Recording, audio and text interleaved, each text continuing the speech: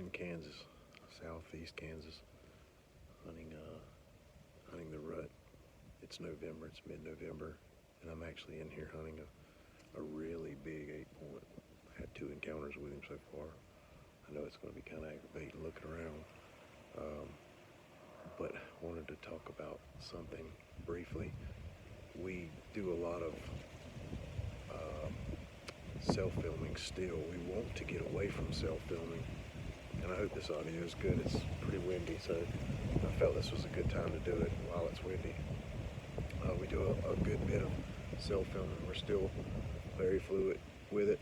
We've become really good at it, but I just wanted to show everybody a quick setup for anybody that wants a few pointers how to self-film. It's always a hot topic when it comes to all of us hunters. You know, so many people are filming their hunts now. To start off with, there's always a lav mic on all of us, and that's on all the time. Never turn it off. We go through a good bit of batteries, but when you hit the record button, you want that audio to be crystal clear coming from your voice. That just makes everything way, way better. So the lav mics are on at all time. The only thing on at all time.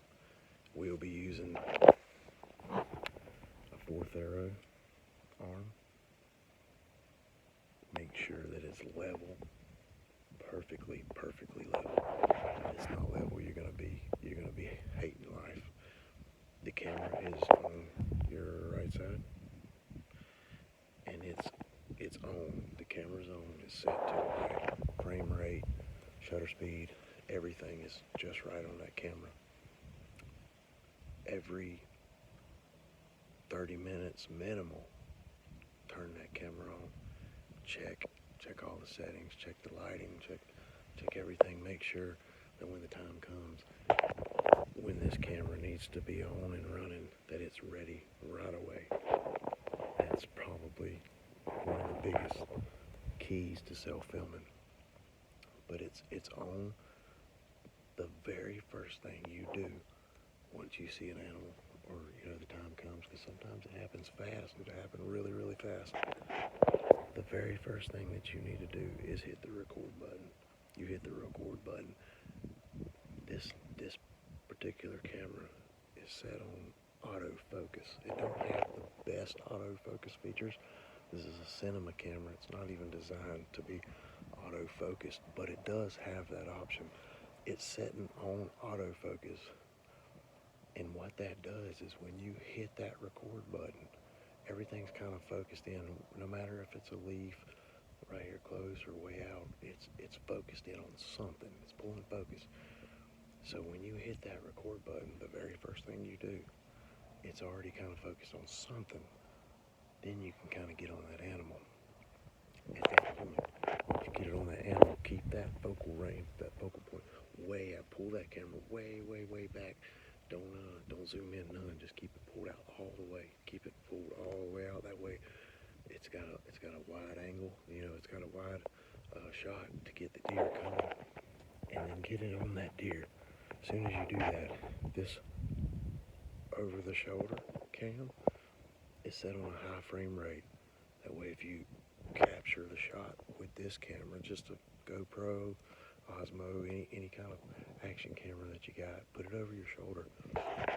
And what's cool about that is just bam, right here, bam. Just so you're getting the camera, one button, boom, record, and it's already put it on the animal, let it lay, and reach up here, bam, hit this one. This is on, I can't remember what GoPro calls it, quick play. I think it's called quick play. So you hit that one button on top, bam, you hit the one button, it's recording. Just leave it going. Don't even worry about it anymore. It's a GoPro. At that time, you'll obviously, get this camera, and you'll get it. Doing what you got to do. You should know that part. Get on a deer. Once you get pretty well ready, you're gonna be ready for that bad boy. So, in this setup right now that I have, is there's a GoPro that's facing me to get that third angle. The more angles you can get, the cooler and the better your film's gonna look. You got more angles, you got, you know, all these options of different camera views to make sure that you know, person that's watching your video can feel like they're there. But on that bow setup, you're reaching for this boat anyways. So it's not that much more to have this action camera on quick play also. Hit that button up on top, bam. One button, bam. I mean, it takes seconds, like a half a second. Just hit that button. Then you're grabbing your bow. Come over here with your bow. I'm not gonna do it because it'd be tough video with a phone. I'm on a phone, on an iPhone. So now you're here with your bow, and then you're watching this camera. You know, this camera's right here. This camera's here. You know, most people are gonna have some sort of remote. If not, you know, you're gonna put the camera on the top. Whatever you gotta do, but you're gonna be watching this monitor. You know, if you have a big monitor, great. If you got a small one, you know, get that camera close to you here at your waist. Right at your waist is a good spot. Right on your waist. So that way you don't have to reach up high or reach down low and look at your monitor. Make sure that camera's right at your waist. Once you get that camera right where you want it, you can punch in if you need to, if the deer's not moving.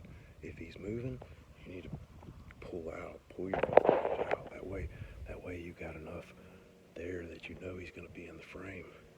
9 times out of 10, that thing right there, if you got it set right, on a real super wide angle,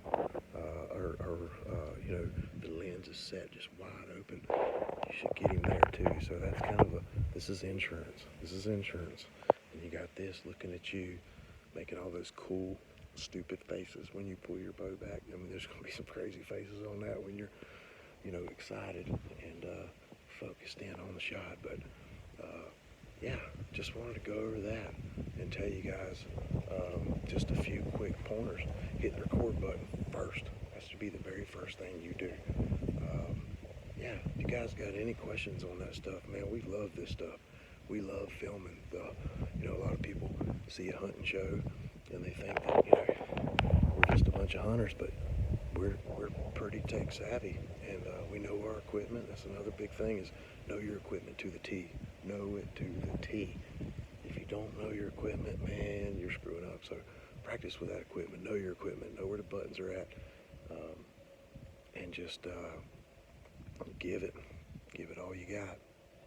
But that's just a quick thing, and maybe I'll get this 8-pointer. He's a big one. Hope we'll show him to you soon. Peace out, guys.